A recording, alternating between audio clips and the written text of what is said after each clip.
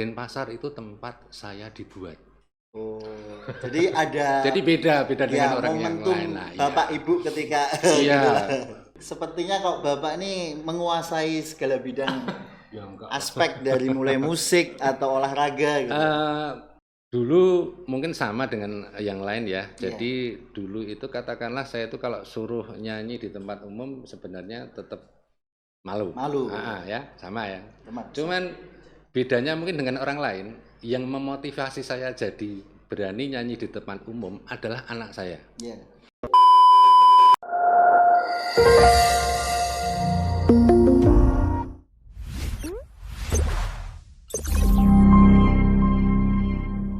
Assalamualaikum warahmatullahi wabarakatuh. Salam sejahtera bagi kita semuanya. Halo, apa kabar teman-teman Mikomka Entertain dan teman-teman semuanya dari mahasiswa STIMIK Amikom Surakarta. Kali ini Mikomka Entertain mempunyai salah satu program acara ya, yaitu podcast Bincang Bintang. Dan tentunya kita sudah mendatangkan salah satu narasumber, yaitu salah satu dosen dari STIMIK Amikom Surakarta. Tapi sebelum kita memperkenalkan dosen kita nanti, sebelum kita memperkenalkan narasumber kita nanti, kita spill dulu ya buat teman-teman STIMIK Amikom Surakarta. Yang belum memfollow akun Instagram Mikomka Entertain, yuk follow akun Instagram kami di mikomka_amikom Solo. Dan bagi teman-teman yang belum subscribe, buruan subscribe channel kami di Mikomka Entertain. Baik, kali ini kita langsung saja ya lanjut ke perkenalan narasumber kita. Beliau adalah Pak Cisde. Ya. Halo, apa kabar Pak Cisde? Baik Mas, baik banget. Ya. Mohon maaf Pak, Ya. ini persiapan mungkin belum terlalu sempurna. Enggak ada masalah. Oke. Pak Cisde asal dari mana ya Pak? Saya asli Jogja, tepatnya Sleman sih Mas. Sleman ya? Iya. Itu dari awal kecil atau pindah gitu Pak? Dari kecil. Oh, Jadi lahir. cuman saya numpang lahirnya Jogja karena memang saya lahir di Rumah Sakit Mantirapeh, itu letaknya di Jogja. Cuman kalau tinggalnya tetap Sleman. Oh gitu ya. Iya. Pak Cisde ini nama lengkapnya kalau boleh tahu Pak? Oke. Nama saya Cisde Mulyadi. Iya. Kalau mau dijelasin juga satu-satu bisa itu. Oh iya boleh Pak. Ya, boleh. jadi C-nya itu dari nama bintang saya, Cancer, Oh, karena Cancer, saya lahir 1 Juli. Kemudian is-nya diambil dari nama ibu saya, Ya. Sukiswati diambil is-nya. Iya, iya. Nah, D-nya itu dari kata Denpasar. Kok ada Denpasarnya? Nah, itu ceritanya? yang rada beda itu adalah Denpasar itu biasanya kalau orang nebak, Denpasar itu pasti tempat lahirnya. Tempat gitu. lahir. Enggak. Ya. Kalau saya enggak. Denpasar itu tempat saya dibuat. Oh, jadi ada Jadi beda ya, dengan orang yang momentum lain. Nah, Bapak Ibu ketika iya. gitu lah. Kalau mau dibilang honeymoon, mau saya anak ketiga ya, Oh. masa honeymoon ketiga masa ya. Tidak ada. Ya, gitu. Baik Oke, Pak Mas. Cisde, ini dulu adalah alumni ya Pak dari kampus terkenal di Indonesia ya, teman-teman pasti tahu. Siapa yang nggak tahu Universitas Gadjah Mada? Iya, Betul ya Pak? Ya, betul. Dulu jurusan apa ya Pak di Ya. UGM?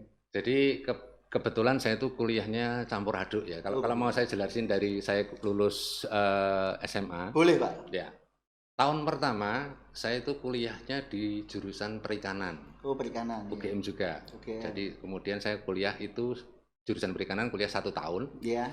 Habis itu saya pindah, tetap ujian lagi, bukan langsung pindah, enggak ujian lagi. Namanya kalau dulu UMPTN, UMPTN ya? ujian masuk perguruan tinggi negeri. Oh, ya. Kemudian saya pindah ke program studi ekonomika pembangunan. Kalau sekarang namanya ekonomika pembangunan. Dulu ilmu ekonomi dan studi pembangunan. Nah, itu saya lulus lama, kira-kira dari 95 sampai 2001, berarti 6 tahun. Kemudian saya lanjut ke S2-nya di jurusan Teknik Elektro dan Teknologi Informasi, ngambil Magister Teknologi Informasi. Itu S2. Itu. Terus itu yang gelarnya itu apa ya? Oh iya. MENG. Ya, itu ya, MEng itu kan singkatannya dari Master of Engineering. Oh, Cuman engineering. jangan dikira nanti saya tahu semua Teknik. enggak, tapi cuman teknik komputer Komputer gitu. saja. Cuman kebetulan saya beruntungnya Ya. ketika saya lulus tahun 2011 itu UGM ada perubahan pemberian nama gelar. Jadi untuk S2-nya itu diberikan gelar pakai gelar bahasa Inggris. Tadinya itu ya master teknik MT sama dengan MT. Jadi kalau misalnya juga nanti teman-teman ya yang komputer itu kuliah ilmu komputer. Nanti biasanya tahunya kan MCOM. Ya. Itu kalau yang di UGM sekarang keluarnya jadi MCS. MCS apa itu? Master of Computer Science. Ilmu komputer.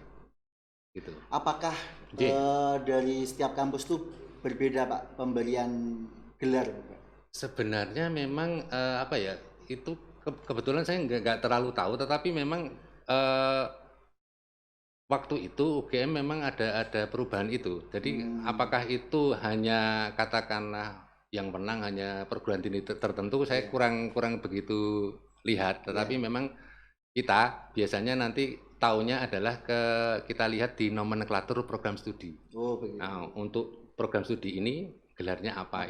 Itu daftar pemerintah sebenarnya. Jadi langsung dari pusat pemerintah ya, Pak? Seperti itu. Terus Pak ini masalah apa ya? Hobi Bapak ini apa nih? Hobi? Sepertinya kok Bapak ini menguasai segala bidang aspek dari mulai musik atau olahraga gitu. Musik iya, olahraga iya. Walaupun terus terang di dua hobi itu saya tidak ada yang kok ahli banget enggak, tapi ya kadang-kadang melakukan. Ya, bisa banyak meskipun sedikit. Ya, saya biasanya karena memang dari dulu saya itu memang lebih ke gini ya. Suka belajar banyak hal, tapi resikonya adalah tidak ada spesifikasi tertentu di satu hal. Jadi senang belajar apapun. Jeleknya itu. Salah satu contoh Pak, yang paling apa ya, yang Bapak sukai lah dari hobi. Jadi gini. Dulu mungkin sama dengan yang lain ya. Jadi dulu itu katakanlah saya itu kalau suruh nyanyi di tempat umum sebenarnya tetap malu. Ya, sama ya. Cuman bedanya mungkin dengan orang lain yang memotivasi saya jadi berani nyanyi di tempat umum adalah anak saya. Jadi anak saya itu kebetulan waktu ketika umur 4 tahun saya ikutkan di lomba Baby Star. Baby Star. Itu 4 tahun. Penjurusannya apa Baby Star? Jadi Baby Star itu untuk anak balita. Itu dulu seleksinya adalah kita ngirim video si anak bernyanyi. Kalau tidak ngirim, modelnya adalah kita datang ke stand-stand Baby Star yang ada di supermarket gitu, kemudian langsung nyanyi direkam sama Baby Star. Nah itu kebetulan saya modelnya ngirim, saya rekam, saya kirim, lolos. Alhamdulillah itu masuk ke 10 besar final wilayah Solo dan Purwokerto. Gitu. Jadi lumayan itu anak kecil. Nah dari situ malah justru saya kemudian termotivasi karena saya pikirnya gini sederhananya. Saya itu bisa ngajari anak saya nyanyi kok saya nggak bisa nyanyi. Betul. Kan lucu. Oke, gitu Mas. Itu saya nyanyi itu ya. Jadi lebih spesifikasinya Bapak itu ke dunia suara ya Pak? Kalau sekarang mungkin lebih suka nyanyi. Walaupun saya gitar bisa. Kemudian keyboard sempat belajar walaupun ini berhenti karena keyboardnya rusak. Ya semoga bisa dibenarkan dan bisa berkembang lagi. Tetap suka musik dan olahraga. Untuk genre musik Pak, Bapak lebih suka genre apa? Rock kah atau pop? Secara umum lebih ke pop dan rock. Lokal atau internasional? Lokal ya. Walaupun ya internasional mungkin dikit-dikit lah, nggak banget. Kalau lokal boleh tahu bandnya apa Pak? Kalau waktu mudanya ya tetap pada masanya Bapak muda tetap Dewa 19. Legenda, tapi sebagai seorang vokalis yang saya suka dari katakanlah saya SMP itu Iwan Fals. Sempat Iwan Fals masuk. Sempat. Gini Pak, kita kan dari generasi muda ya, mungkin minim sekali mengetahui apa ya, Dewa lah ibaratnya. Nggih. Mungkin waktu zaman saya itu Dewa vokalisnya yang paling ditahu ya Kalau nggak Once ya Ari Lasso. Nah, menurut Bapak yang cocok nih di posisi vokalis Dewa itu siapa? Menurut Bapak? Kalau saya ya, Iya. ini pribadi ya. Pribadi. Oke. Kalau pribadi saya mungkin lebih suka Once. Once ya? Karena kalau buat kita itu suaranya lebih laki-laki. Betul. Ada seraknya. Setuju kayak, Pak? ya, gitu. Tapi memang ya itu masing-masing sih. Iya. Apalagi kemudian sekarang kan Dewa pakai Firza segala. Firza, betul. Itu sebenarnya hampir sama kayak Once, tapi mungkin lebih apa ya, mungkin lebih agak lebih tebal juga suaranya gitu. Selain Dewa Pak, apa lagi? Mungkin kalau apa, band atau ya band, mau band atau solois apa indie gitu? Kalau apa ya, sebenarnya sempat juga suka kayak apa ya, Payung Teduh gitu. Payung Teduh. Tapi saya nggak ngikuti banget karena sudah mulai agak tua, tapi saya tetap suka itu akad itu lagunya itu memang kan semi jazz ya. Jazz, betul agak sekali. meliu yang susah kan itu. Iya. Kalau dinyanyiin. Jadi memang bakat Bapak Cisde ini di musik juga ya Pak, selain dari pendidikan. Ya oke lah, ada lah. Iya Pak, untuk hobi selanjutnya Pak, mungkin di luar musik, apakah ada bola atau olahraga ya? Bola saya masih suka, tapi memang kalau bola itu saya lebih ngikuti yang Eropa ya. Kalau lokal mungkin saya ngikuti sedikit-sedikit, walaupun ya tetap saya bangga dengan tim Indonesia. Betul. Kalau boleh tahu klub kebanggaan Bapak di luar negeri? Ya. Saya penggemar AC Milan. AC Milan, Milanisti. Jadi Bapak ini di eranya siapa Pak yang? Eranya Ruud Gullit, Marco van Basten, Frank Rijkaard. Jadi tahun 89-90 itu kan AC Milan juara Liga Champions dua tahun berturut-turut. 89-90. Kalau Kakak itu? Kakak sudah generasi setelah itu.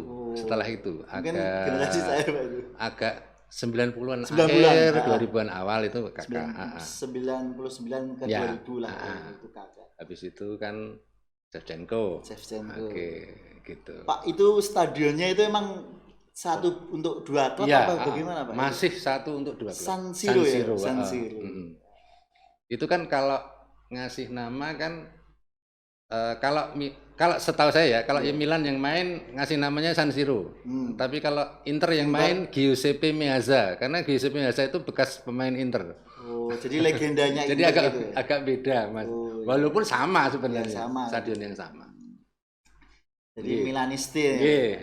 Itali lah. Kalau negara saya Eropa, Belanda. Dengan total footballnya. Kalau permainan Belanda itu gimana Pak? Kalau Inggris kan terkenal kerasnya ya mungkin.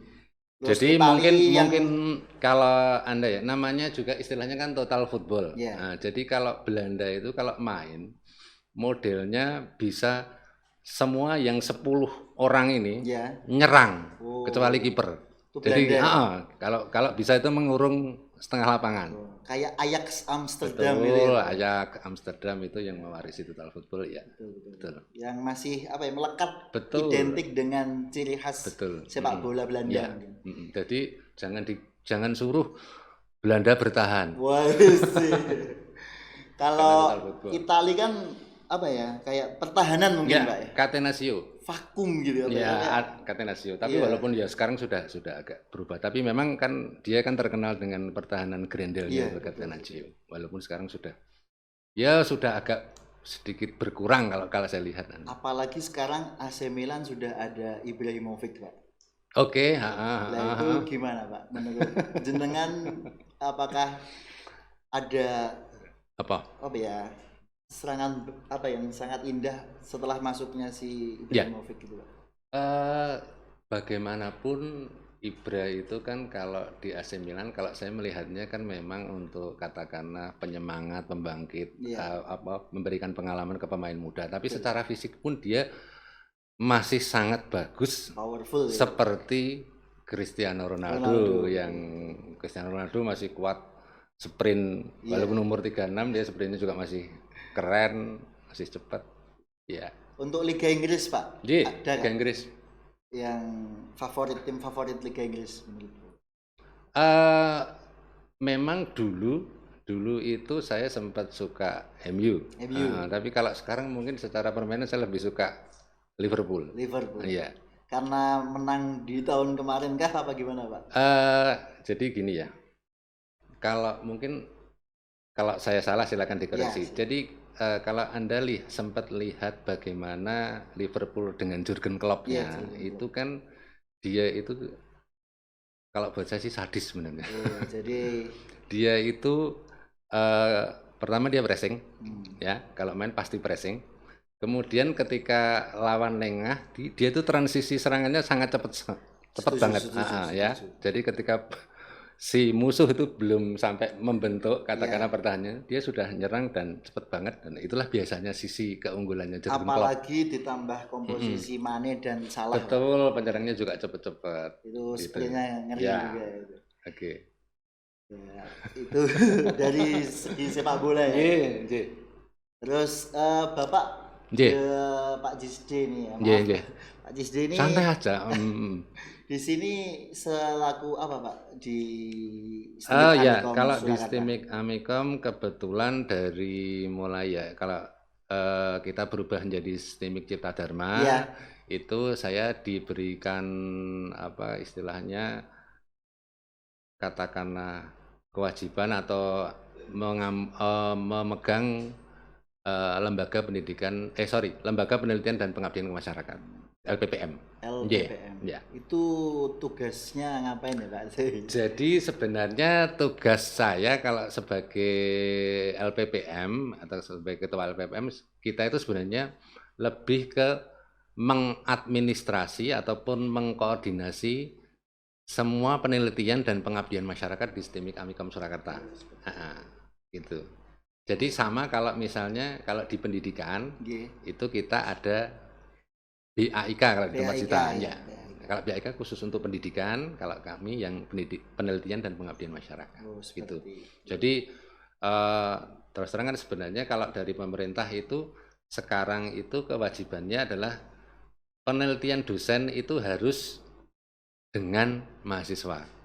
Jadi nanti teman-teman semua mahasiswa yang lama maupun baru kalau memang pengen neliti ya nanti bisa didampingi dosen yang sesuai kompetensi atau sesuai topik yang Anda teliti gitu. Karena anjuran pemerintah seperti itu. Kendala dalam posisi Bapak sebagai LPPM itu apa kendalanya? Saya kira gini, kendalanya mungkin hampir sama mungkin mungkin di kampus yang lain, bahwa sebenarnya memang masalah penelitian dan pengabdian masyarakat itu belum membudaya.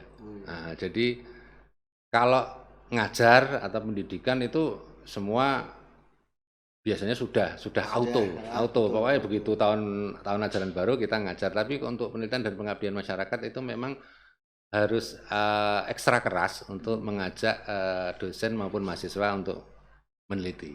Gitu. Jadi berkelanjutan lah. Ya, gitu, seperti itu. Baik Pak Cisde. Pak Cisde di rumah Solo ada tempat singgah atau? Enggak, saya memang tetap tinggal di Sleman. Setiap hari. Pulang pergi. Iya, kalau kata orang Jawa melaju. Ini teh nopo Pak? Boleh tahu? Ini ya kalau dulu sebelum pandemi saya lebih suka naik bis. Ngebis ya. Tapi ketika kemudian pandemi saya menghindari macam-macam, akhirnya saya naik sepeda motor. Iya Pak, nih tips and trick biar masih kuat di masa Bapak nih loh. Apakah ada olahraga atau kuat ngelajunya? Iya, ngelajunya loh. Jogja Solo kan jauh juga Pak. Gini, saya waktu kecil kan memang sudah pernah ikut karate Inkai. Ya, ketika ikut karate itu kan mesti awal sebelum karate kita kan ada pemanasan. Jadi saya sudah bisalah katakanlah olahraga kecil-kecilan itu sudah biasa dari kecil. Jadi ya oke lah. Jadi kalau ada badan rada nggak enak sedikit itu ya saya Langsung. coba untuk pemanasan dan sebagainya supaya Ya, ada berkeringat lah. Ya, proteknya sudah ada ya. Intinya setiap hari harus berkeringat lah. Hebat sekali. Baik teman-teman, Gitu. Ya, itu adalah salah satu trik, tips and trick ya dari Pak Cisde. Beliau kalau sudah merasa nggak enak badan langsung pemanasan atau Dede sambil gerak lah.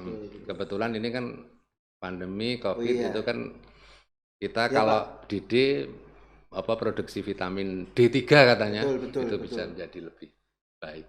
Selama COVID ya Pak. Siap. Ini produktif nggak? Maksudnya dalam kegiatan mungkin dari mengajar terus. Kalau ngajarnya memang kan tetap harus ya Mas ya.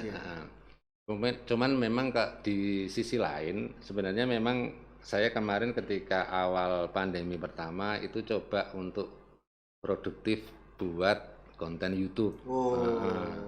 Walaupun untuk yang sekarang saya 6 bulan sudah nggak buat. Kalau boleh tahu Pak. Siap. Konten YouTube-nya apa dalam jadi gini.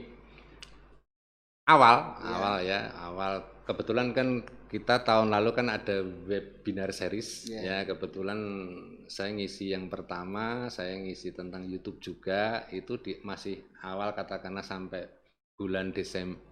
Kalau nggak salah webinar itu bulan September kalau nggak salah ya. Nah, dari September 2020 sampai Desember 2020 itu saya masih coba ngisinya konten cover lagu.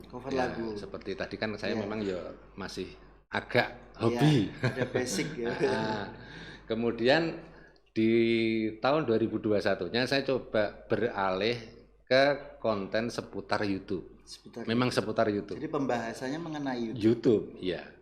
Jadi bagaimana katakanlah supaya lekas dapat banyak subscriber dan sebagainya, kemudian apa yang harus dihindari gitulah.